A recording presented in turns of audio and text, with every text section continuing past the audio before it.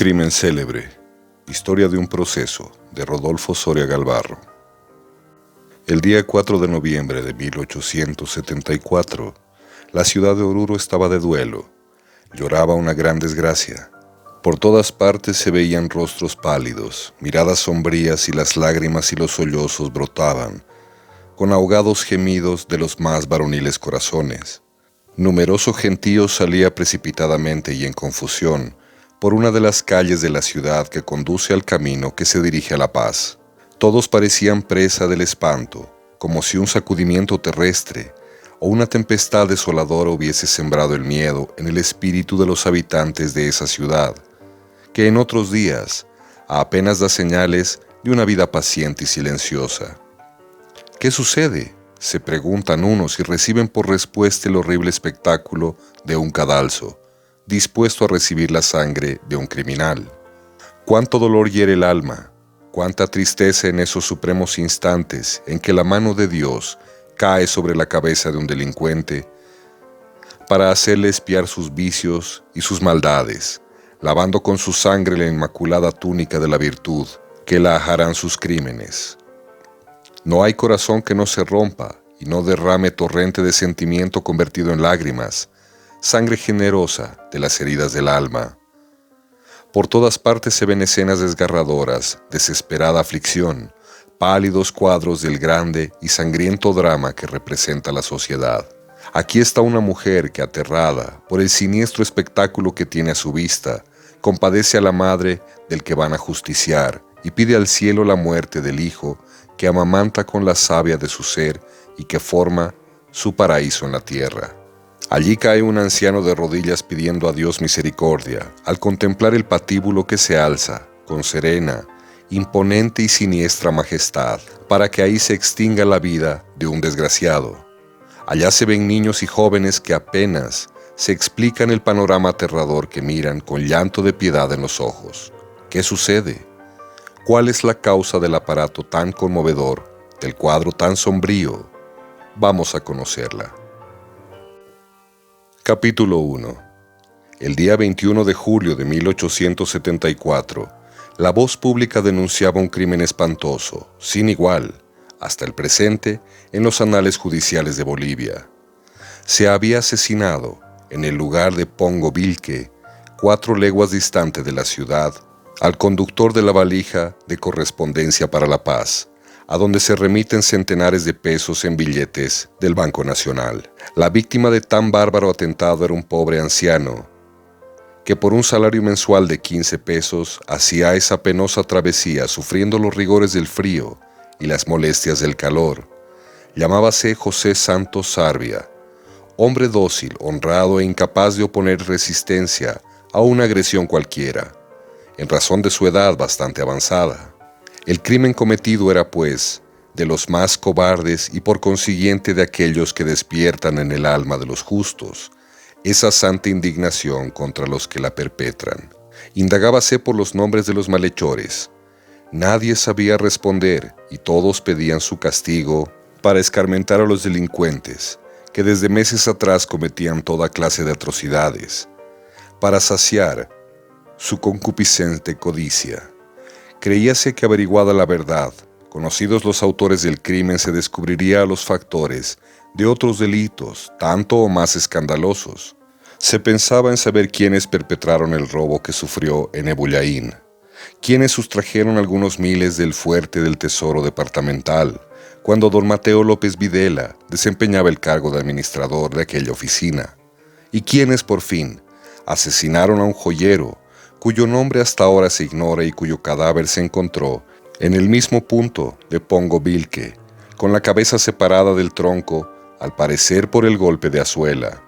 Entre los que reclamaban el castigo severo que la ley señala, con la acentuada voz de la justicia y de la honradez ofendidas, hallábase un anciano respetable, virtuoso y de muy buenas costumbres, especie de Catón de nuestros días, don Mateo López Videla, que en todos los corrillos preguntaba si se había prendido al ejecutor de tan negro crimen. Repentinamente hiere los aires una voz que se indica a Julio López Videla, y aquel infeliz viejo cae desvanecido sin articular una sola palabra, mudo de dolor de espanto, sin poder penetrar en el negro abismo de su desgracia. Era su hijo, el báculo de sus viejos años, el consuelo de sus pesares, quien había cometido el crimen. La mano que ayer enjugaba sus lágrimas se había manchado con sangre inocente, y él, el pobre anciano, fue el primero en pedir la pena de muerte de su propio hijo. Desde ese momento nadie quería dudar de que el joven Julio era el criminal cuyo nombre buscaba la justicia, pero todos preguntaban por los compañeros de éste en esa infernal labor.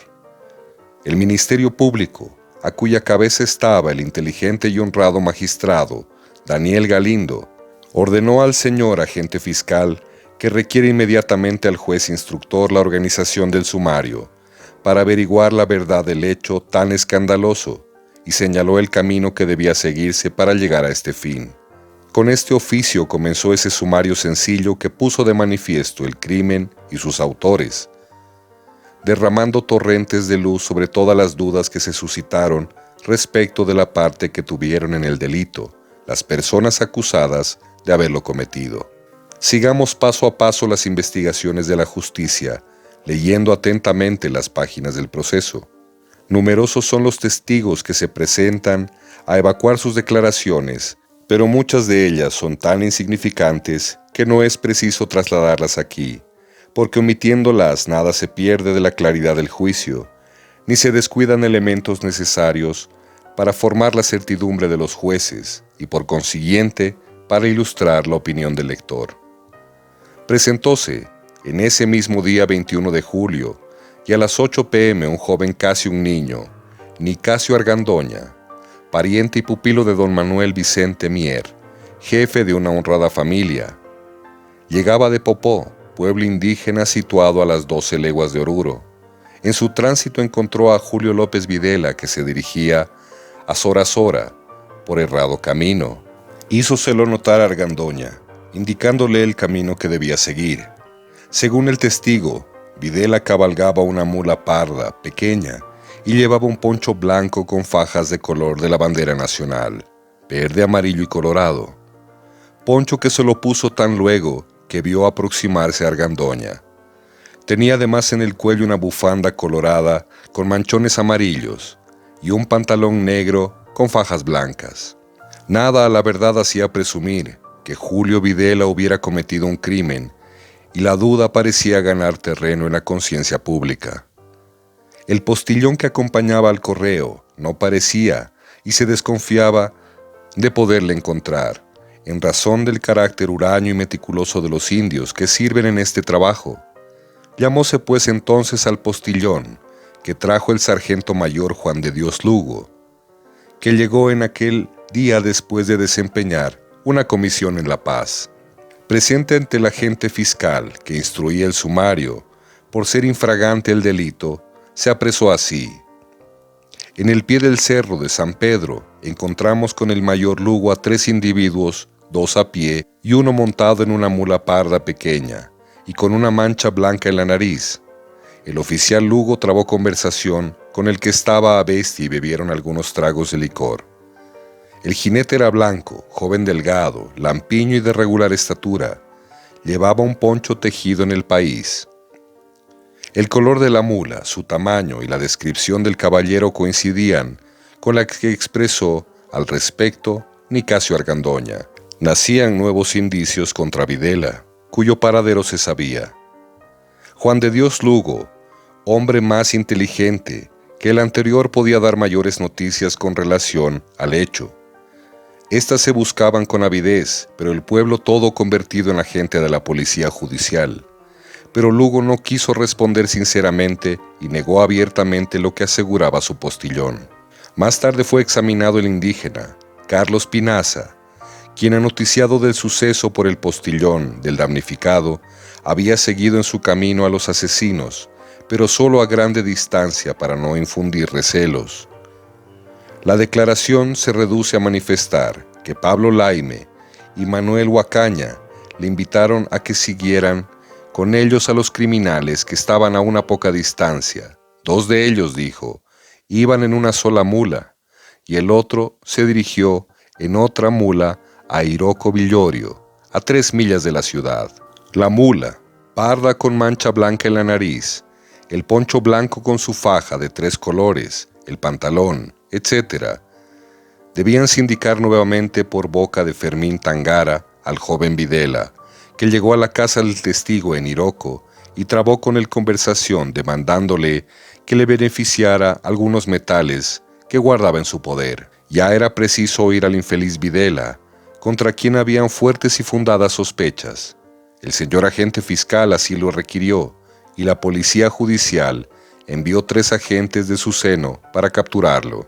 Antes de que éste llegara, pudo ser habido Esteban Cuca, el postillón del correo, llave que guardaba la verdad, cuyo descubrimiento interesaba a la moral social y a las buenas costumbres ultrajadas por el alevoso crimen que nos ocupa.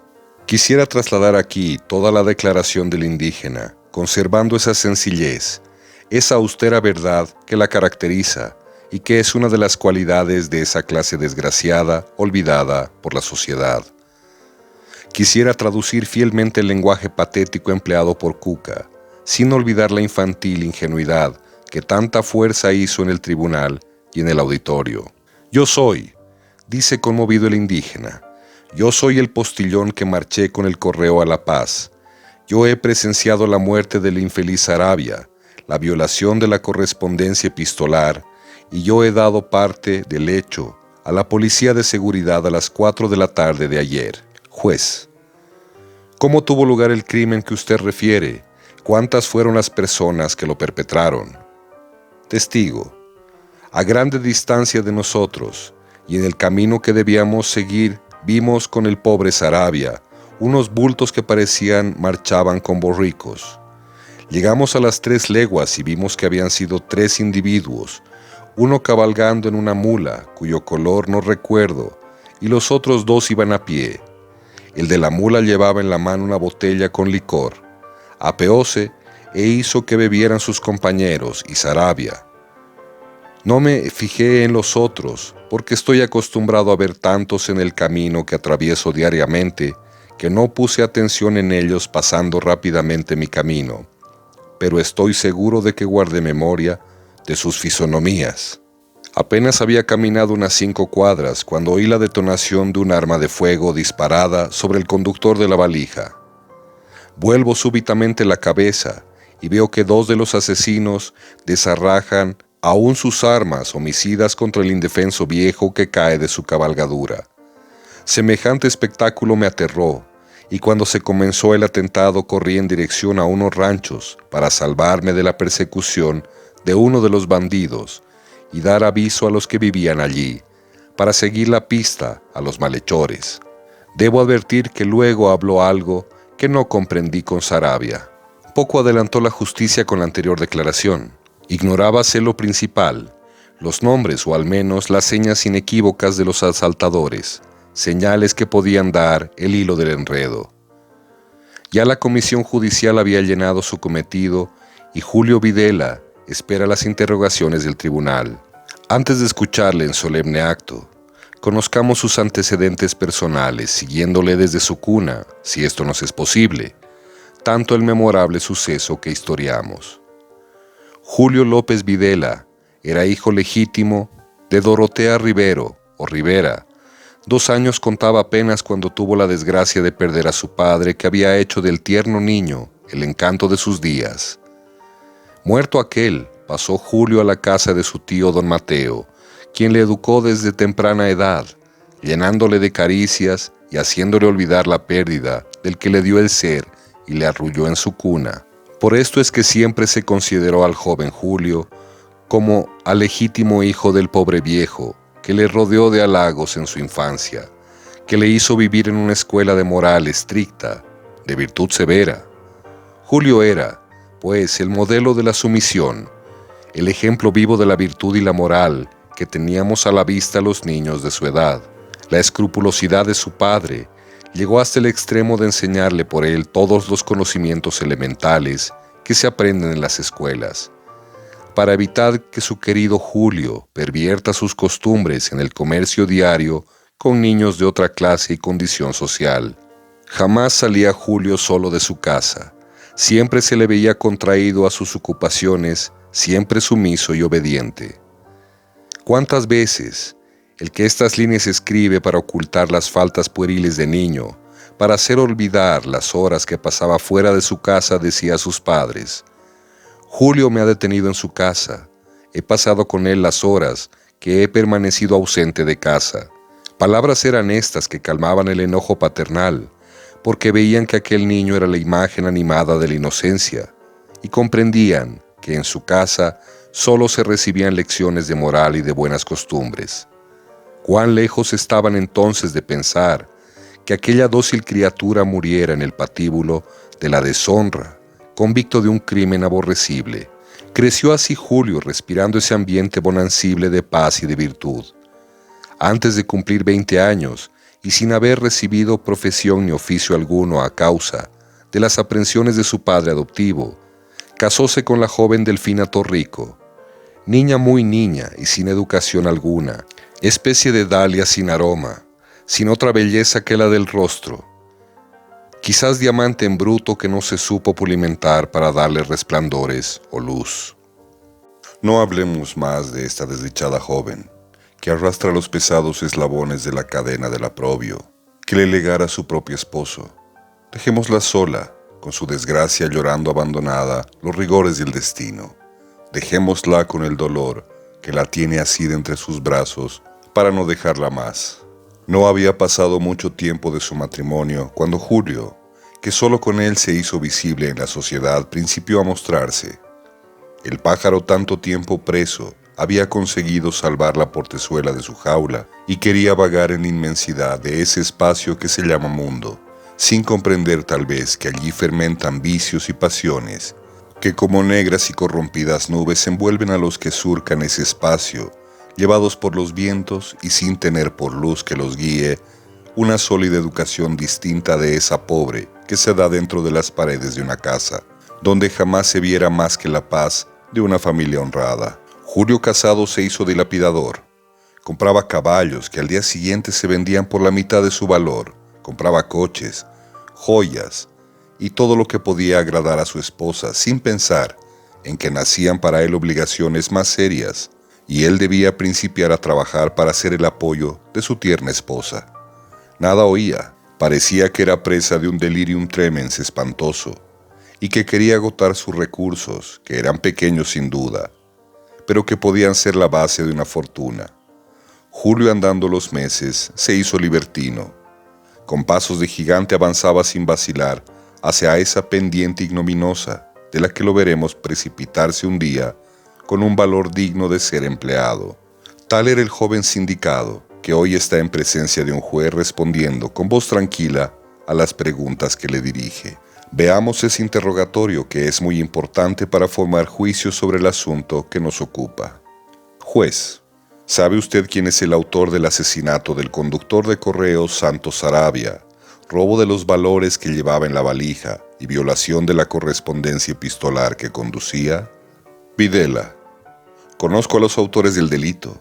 Yo he presenciado, sin haber pensado siquiera en ello, puesto que a las 10 del día salí de esta ciudad para dirigirme a Acuaco, con objeto de hacer algunas compras allí, mas por la fatalidad mía me encontré de improviso en la orilla del pueblo y cerca de la fortaleza, con David Pacheco, sujeto a quien conocí en el escuadrón de ametralladoras, y con quien me hallé la noche antes del suceso en el Hotel Italiano.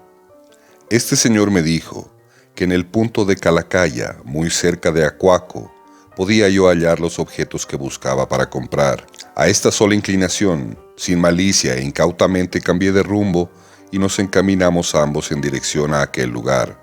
Mas en el tránsito, propúsome que le acompañara en una empresa. Como ignorara yo el objeto de ella, preguntéle que me lo indicara para ver si tomaba parte. Díjome que esperara un momento y apenas habíamos avanzado media legua, expresó que su propósito era asaltar el correo que conducía alguna cantidad de dinero en billetes del Banco Nacional, y esperaba que yo sería de los suyos.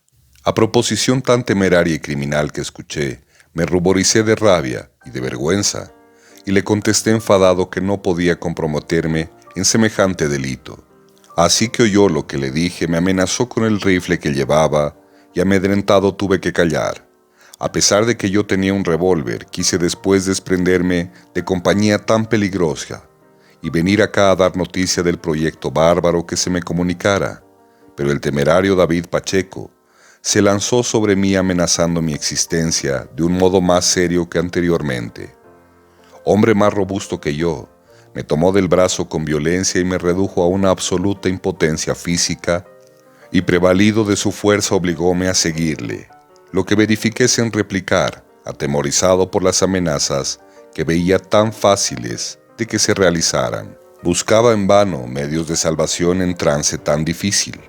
Creí encontrar uno con la aproximación del militar Juan de Dios Lugo, a quien no quise decir nada a pesar de que Pacheco se esforzaba en comprometerme para que le hablase asegurándome que era su Carla. Pero finalmente tuve que hablarle muy contrariado y cediendo al terror que hizo presa de mi persona, teniendo en consideración además que dando a Pacheco un compañero, podía desprenderme del compromiso a que se arrastraba la mano de la fatalidad. Desgraciadamente no fue así, y llegado al lugar donde nos hallábamos, y Fructuoso Vázquez, que era compañero de Pacheco, no acerté más. Luego, después de haber aceptado la propuesta, de haber bebido algunos tragos de licor, prosiguió su marcha a la ciudad, protestando incorporarse a nosotros, luego que entregara los pliegos que traía conmigo y que cambiara de animal. En esta situación apareció el desgraciado conductor de correos Santos Sarabia. Al divisarlo Pacheco, me ordenó que me apeara de mi bestia. Hecho esto, recibí intimación formal para que tomara al postillón bajo el peso de la amenaza incesante que se me hacía de atentar contra mi vida en caso de desobediencia. Hice como que perseguía al postillón dándole tiempo para que huyera. Mientras tanto Pacheco le acertó a Sarabia 2 balazos de rifle y uno de revólver, que son los que dieron fin probablemente con la existencia del conductor. Al regresar de la persecución al postillón, vi que Pacheco cabalgaba ya la bestia de su víctima y Vázquez tiraba del ronzal de la mula, con la carga hacia el cerro de Calacaya.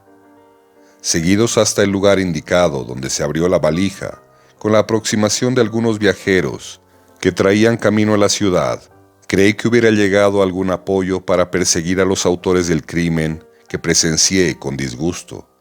Mas se desvanecieron mis esperanzas, así que recibí orden de seguirlos por rumbo opuesto. Llegados al Tajarete, me entregaron los billetes que los agentes de la policía han tomado en mi poder. Dirigíme de allí a Iroco, tanto por dar a beber a mi bestia, como por hablar con un ensayador de metales de quien necesitaba. Después de haber permanecido un momento, dirigíme a Sora Sora para llegar a Acuaco, objetivo de mi marcha. Por el camino de Machacamarca, en el tránsito encontré con el sobrino del doctor Manuel Mier, con quien conversé un gran rato. Llegué a Machacamarca a las 7 de la noche. Cené y dormí tranquilamente cuando llegaron los policías, quienes después de haberme indicado el motivo de su marcha me dijeron que buscaban a un joven, cuyas señas confrontaban con mi persona. Entreguéles los billetes que tenía en mi poder, mi revólver, y dime por preso. Es todo lo que sé y puedo decir en el presente asunto.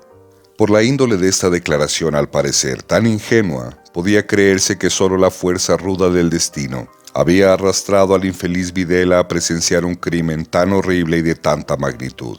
Los últimos pasos de su vida no eran aún completamente conocidos. Muchos creían que Julio López Videla, el joven ayer modelo de pureza y de virtud, permanecía limpio de las manchas del vicio corruptor y libre aún de la gangrena de las pasiones desenfrenadas que arrojan al hombre en el camino de los crímenes. De suerte que, a pesar de la manera como se recibió la noticia del atentado y la sindicación a Videla, la duda tomaba cuerpo en el pueblo, juez que siempre falla sin apelación y casi siempre con equidad. La policía judicial buscaba pruebas claras, como la luz, y el pueblo, siempre generoso hasta lo sublime, parecía esforzarse en oscurecer esas pruebas, no por apañar el crimen, sino por compasión al criminal, y más que todo por consolar así al noble viejo que lloraba solo sus pesares y que sentía debilitarse sus facultades intelectuales, agotadas por la fuerza del más rudo sufrimiento. Sigamos pues a la justicia, que se verá cómo la verdad va a interrogar a otras personas, más sobre el crimen que historiamos para lanzar después su veredicto. Tenemos presentes a Gaspar Bellot, a José Manuel Celada y Mariano Rosas, comisionados para capturar a Julio Videla.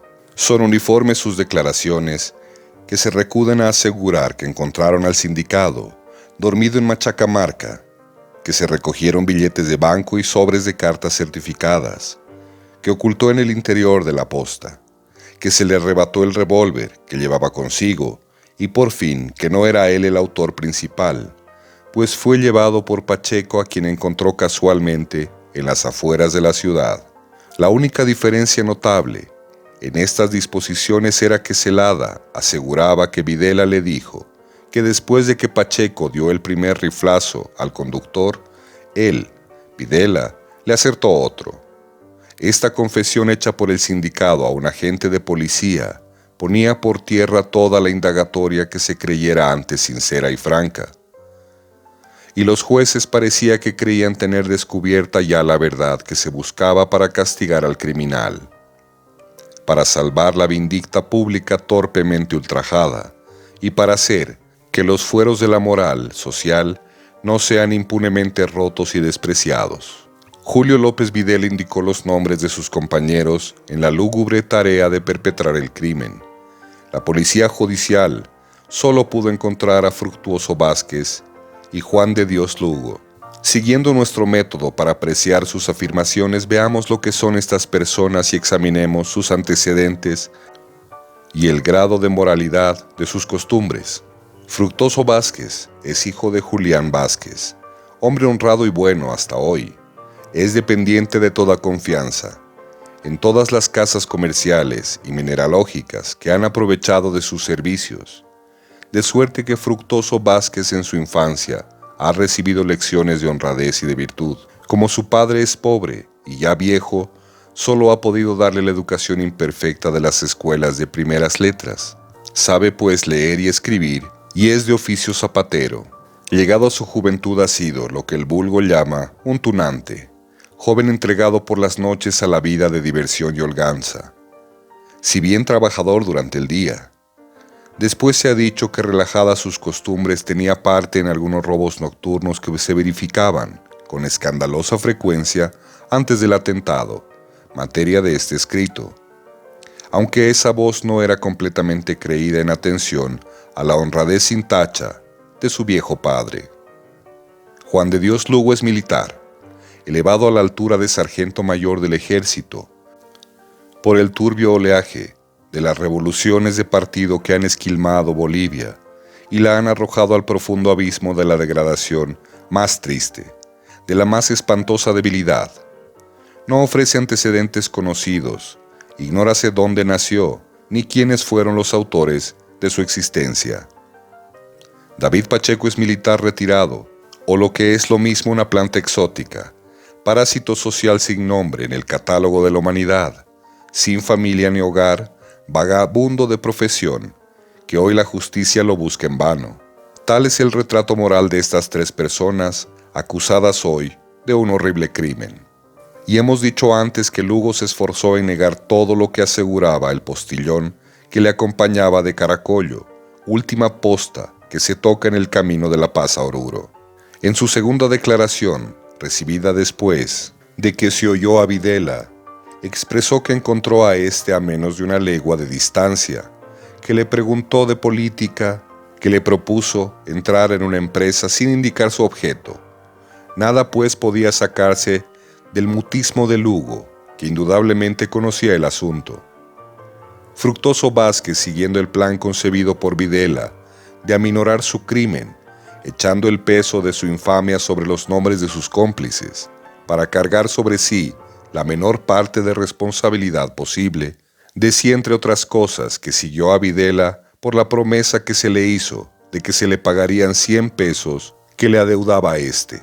que en la garita del camino a La Paz encontraron a Pacheco armado con su rifle, que allí bebieron y se marearon algo, que se encontraron con Lugo, que él por la fuerza cedió a los proyectos criminales que tenían Videla y Pacheco, y por fin Lugo entró en el complot consumado en presencia suya, sin que él hubiera hecho otra cosa que tomar de las riendas a la mula de Videla, que con Pacheco dieron de balazos al infeliz Sarabia, que cayó muerto. David Pacheco, ya lo hemos dicho, se hallaba ausente e ignorábase su paradero. La policía tampoco hacía esfuerzo alguno para aprender al fugitivo. La mutua acriminación debía manifestar claramente la parte de crimen que cada uno tomara en el atentado. El sumario estaba ya terminado. Nosotros hemos olvidado a muchos testigos, porque nada pueden decir que no lo haya expresado Cuca, postillón del damnificado. Se había señalado día para la vista de la causa en audiencia pública. Después que fueron oídas las confesiones judiciales de los reos, que no discreparon en nada de su primera declaración. Capítulo 2. El 12 de agosto del mismo año, 1874, y a las 12 del día, el salón principal del Palacio de Justicia de Oruro se hallaba lleno de gente.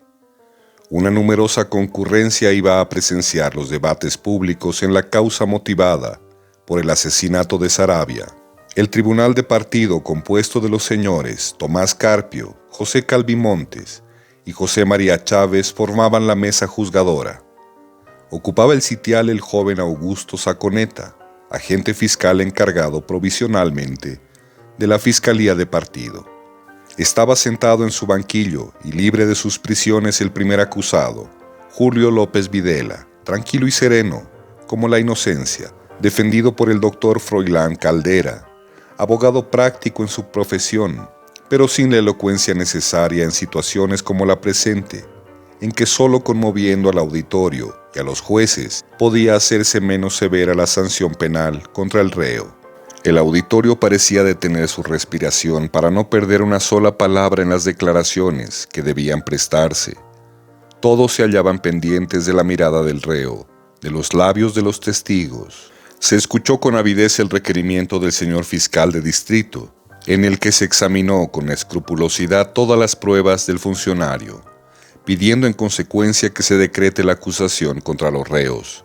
Inmediatamente se leyó esta pieza del proceso conforme con el requerimiento y por último el acta de acusación, documentos todos por la fuerza de su lógica y la severidad de sus apreciaciones, hicieron comprender que nada había ya que salvar a los acusados. Videla oyó todo, recibió las amonestaciones de sus jueces sin turbarse, semejando la estatua de la tranquilidad y de la resignación fundidas en una sola. A todas las preguntas contestaba, parapetado tras de los muros de una negativa completa, sin querer tener otra participación en el crimen que la de simple espectador, sin juicio ni voluntad. En el curso de los debates se hicieron acusaciones que ponían en peor estado, si cabe, la situación de Videla. El coronel Ildefonso Murgia, Seferino Alba y Daniel Baneros dijeron que en meses anteriores se habían querido ya asaltar al conductor de correos Clemente Riva y que se frustró el atentado por las vacilaciones de Videla, capitán de una banda de malhechores, armados de rifles y bien organizada. Videla solo expresó, al oír esta recriminación, que Murgia era su enemigo y que la pasión le hacía hablar de esa manera. Después de algunos días de debate en audiencia pública, siempre concurrida, presentóse Esteban Cuca, el postillón del correo. Su declaración en presencia de los reos debía concluir el juicio, porque en ella debía afianzarse la certidumbre de los juzgadores. Adelantóse el testigo por el numeroso auditorio. Todos debían recibir de boca del indígena la revelación de esa verdad buscada con anhelo, y que a pesar de la claridad con que ya se presentara, se trataba de ilustrarla más. Cuca no vio al reo Videla al penetrar en la sala de la audiencia. Prestó su declaración sin turbarse. No había remedio. La verdad, como de una fuente pura, brotaba de los labios del testigo. Trasladamos alguna parte de su declaración. Juez: ¿Podéis conocer al reo que dio muerte a Santos Sarabia? Cuca con firmeza. Sí, señor. Juez, volved el rostro por allí. ¿Veis en ese grupo de gente a alguno de ellos? Cuca con aterradora seguridad y señalando a Videla. Este es, señor. Este es quien acabó de matar a Sarabia con una pistola. No me equivoco. Videla tranquilo. Ese indio se equivoca. No he sido yo. Cuca volviéndose hacia Vázquez. Este también estuvo entre los asesinos. Al otro no lo veo por acá. Vázquez calló. Parecía que iba a caer en tierra, agitado y confundido por este hombre. Terminada la audiencia de ese día, salió la numerosa barra, persuadida ya y completamente de la verdad de lo acaecido. Videla es el principal autor, Vázquez cómplice. Pacheco debía ser juzgado en conmutancia, Lugo era encubridor. Fenecidos los debates, debía oírse las defensas de los abogados Froilán Caldera y Anselmo Nieto, que nada notable hicieron en el curso de ellos, escuchándose previamente al Ministerio Público representado, como ya lo dijimos, por el doctor Agustín Saconeta, para después pronunciar sentencia. Después de que el señor fiscal hizo una precisa apreciación de las pruebas que hacían indudable la condenación, concluyó con estas palabras. Doloroso es al que ha de tener que pedir la aplicación de la ley, pero el cumplimiento del deber, la recta administración de justicia y la vindicta pública ultrajada así lo quieren, y así lo exigen la expiación de unos crímenes tan atroces. Demandó enseguida la aplicación de las respectivas penas, siendo la de muerte para los reos principales y la de 5 años de presidio para Lugo, el encubridor. Así que terminó el Ministerio Público su acusación, habló conmovido el doctor Froilán Caldera, defensor de Videla. Séame permitido, dijo, manifestar que la misión oficial del abogado no es bastardear la verdad para encontrar motivo de excusa allí donde no existe, sino la triste realidad de un crimen, así como el término legal de la defensa, no debe ser sino el estricto cumplimiento del artículo 254. El juez relator advirtió al defensor del acusado que no le es permitido hablar contra su conciencia ni contra el respeto debido a las leyes, debiendo expresarse con decencia y moderación. Por este pequeño exordio se comprende que el abogado de Videla abandonó la defensa por creerle imposible. No quería ni podía bastardear la verdad, que tan limpia de dudas se presentaba. Atrincheróse pues el abogado en la minoridad del reo y quiso hacer por este medio que se impusiera la pena menor, 10 años de presidio y otros tantos de destierro. El doctor Anselmo Nieto hizo una defensa absurda y con una lógica especial sui generis. Para que se vea la verdad de lo que acabo de manifestar, copiaré la primera conclusión de esa defensa. Dice así: constando que el conductor Santos Sarabia ha muerto a consecuencia de tiros o balazos de revólver, y habiendo estado Fructuoso Vázquez desarmado y lejos del sitio en que se ejecutaba el asesinato, no ha podido él tener parte en ese crimen. En un crimen perpetrado por muchas personas, naturales que todas han de tomar por igual parte en el delito, pero no por esto es menos cierto que ante la ley todas están en la misma categoría, como autores del crimen. En la célebre banda de los cartuchianos, compuesto de 2000 personas, no todas habían cometido los crímenes de su jefe, no todos habían ensangrentado su conciencia como de Chatelet, pero absolutamente toda la banda estaba considerada como bárbaramente delincuente, y tomados los menos malvados eran castigados como el más cruel de los miembros de esa formidable asociación. La responsabilidad penal es solidaria, cuando en el acto del crimen se ha concurrido a él y se ha ayudado inmediatamente en su consumación. Son reos del mismo delito el bandido que detiene una persona y el compañero que le asesta una puñalada. La lógica del doctor Nieto es pues extraña y opuesta a la lógica legal. Ya nada había que esperar. El tribunal debía lanzar su veredicto condenatorio, y así lo hizo, condenando a la última pena a Videla y Vázquez, y a 5 años de presidio a Lugo. La sentencia era justa, no podía ser otra, porque las pruebas hablaban al presente con una claridad incontestable. Era la lógica severa y la ley terminante, taxativa y fielmente aplicada. Respecto a la minoridad de Videla, el tribunal dijo lo siguiente: si es verdad que ha cometido los crímenes a la edad de 20 años, 4 meses, faltando solo 8 meses para su mayoridad legal, los ha perpetrado con perfecta malicia y con conocimiento de la maldad de los hechos que iba a ejecutar, pues se conoce que es bastante experto e instruido, dueño de sí mismo, hombre de Estado o jefe de familia. Todo lo que es de incontestable evidencia y por consiguiente la falta de pocos meses para su mayoridad legal no puede eximirlo de sufrir la sanción a que se ha hecho acreedor por sus crímenes. Esta es la verdad. ¿Cuántos infelices hemos visto morir ignominiosamente por crímenes que no eran tales si se considera la manera de su perpetración y la causa que las motivó? Pero Videla no estaba en ese caso. Era inteligente, discernía, reflexionaba con claridad y precisión. No había hechose criminal por falta de ilustración. Pronunciada la sentencia en medio de una inmensa concurrencia y en un silencio sepulcral, todo el pueblo que le escuchó salió del recinto del tribunal conmovido, pensando solo en endulzar en lo posible la amargura de los reos en sus últimos momentos. Los reos oyeron su sentencia sin conmoverse, especialmente Videla, que firmó la notificación que se le hizo con ella con mano firme y letra clara. Interpusieron el último recurso, el de casación, que no dio ventaja alguna a los condenados. Ya llegaba el día de la ejecución de los reos que no tenían otra esperanza que la conmutación por el gobierno de la pena a que fueron condenados.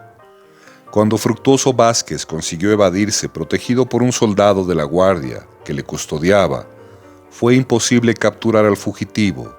Así es que Videla debía solo cumplir su condena. El gobierno negó la conmutación y el día 4 de noviembre de 1874 debía ejecutarse la sentencia de muerte.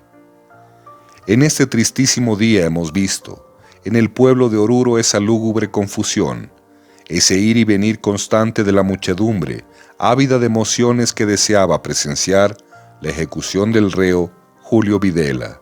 En la mañana de este día, Videla había solicitado que se le otorgasen algunas horas más de vida, mientras llegara su esposa, que regresaba de un viaje infructuoso a Sucre, lugar donde se hallaba la Suprema Corte de Casación, y a donde había marchado para interponer las súplicas de algunas personas influyentes ante esta augusta corporación. Los ejecutores de la ley se negaron y el infeliz reo tuvo que marchar al patíbulo a las 11:30 del día, acompañado del señor agente fiscal, que debía ejecutar la sentencia, de algunos soldados de la columna de guarnición y de un sacerdote que lo exhortaba y que antes recibiera su confesión. Cuando salió de la cárcel pública fue indescriptible la emoción del pueblo. Todos prorrumpieron en un llanto desconsolador. Hubo persona que cayó desvanecida en el suelo al ver la altiva fisonomía del que se iba a justiciar, que tranquilo y sereno, vestido elegantemente y cubierto con un poncho de paño negro, avanzaba con paso firme hacia el cadalso. El sacerdote que lo acompañaba le exhortaba para que confesara si existía o no esa banda de malhechores organizada, de lo que tanto se hablaba en el pueblo.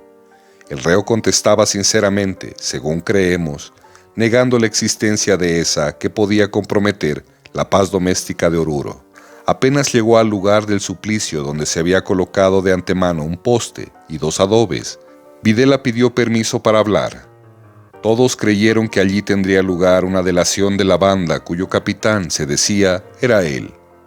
Esperóse con avidez la confesión del criminal, pero en lugar de escuchar una revelación que pusiera a la justicia en el camino de tomar a muchos delincuentes, escuchamos un patético discurso, tierno y elocuente, en el que decía a los que presenciaban su martirio y a la sociedad toda a que viesen su trágico fin, la suerte del hombre descarriado, que olvidando todo lo que hay de justo, de bueno y de moral, pervertidas sus costumbres, y se lanza en una corriente impetuosa de errores, de faltas y de crímenes, para precipitarse después en el abismo sin fondo de la infamia y la muerte afrentosa.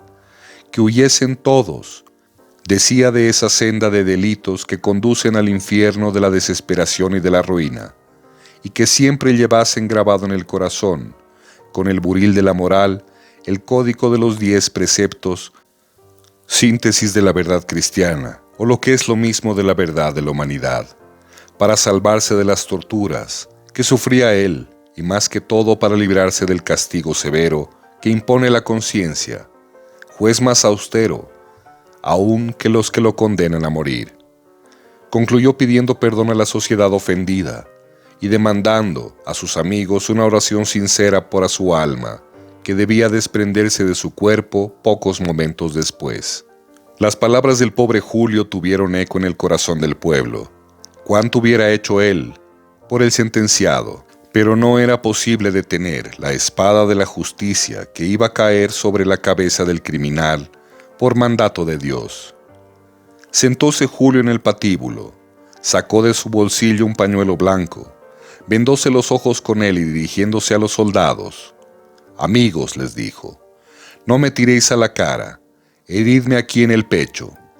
Y retirando sus vestidos como para dar paso a las balas, puso su pecho de blanco a los tiradores. Una descarga de 8 fusiles dio fin al silencio pavoroso de esa escena de suyo aterradora. Julio López Videla había muerto. Había lavado con su sangre y su arrepentimiento la mancha del asesino impresa en su frente juvenil. Todos los espectadores se retiraron del escenario, donde se representaba un drama sangriento, comprimiendo sollozos, restañando lágrimas.